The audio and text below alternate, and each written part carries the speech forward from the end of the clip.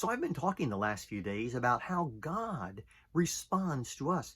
It does matter. Sometimes we think, well, if I'm going to church and I'm praying and I'm reading my Bible, I'm trying to live right, does it really matter? And God says, yes, it does. He will hear our prayers. He will draw close to us. He will give us grace in our times of need. Let me talk to you about one more way God responds to us. And I think it's a good summary of what we see here in James chapter 4, verses 1 through 10. Let me read today verses 9 and 10. Be wretched and mourn and weep.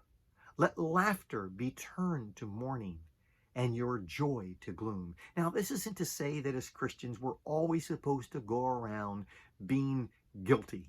But at the same time, we need to recognize our need, our failures, our weaknesses, because when we do, God responds. And so he says in James 4, verse 10, humble yourselves before the Lord, and he will exalt you. So did you notice here that expression again, to humble yourselves?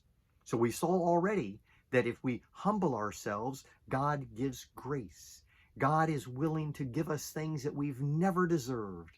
And God is willing to forgive all of our sins. And then we see here that if we humble ourselves, God will exalt us. It's an interesting principle with God. When we come before him proud and arrogant and demanding, he doesn't respond in the way that we want. And we can relate to that. If you've ever had children, if they come demanding from you, if they come expecting you to do what they want instead of what you believe is right, you're not going to respond well. But if they come humbly, if they come with the right attitude, so for example, if they ask you if they can stay out late, if they do it with the right attitude, even the attitude that says, if you don't want me to, I won't. But if they come to you with that right spirit, that right attitude, humble, then you will respond in a more positive way.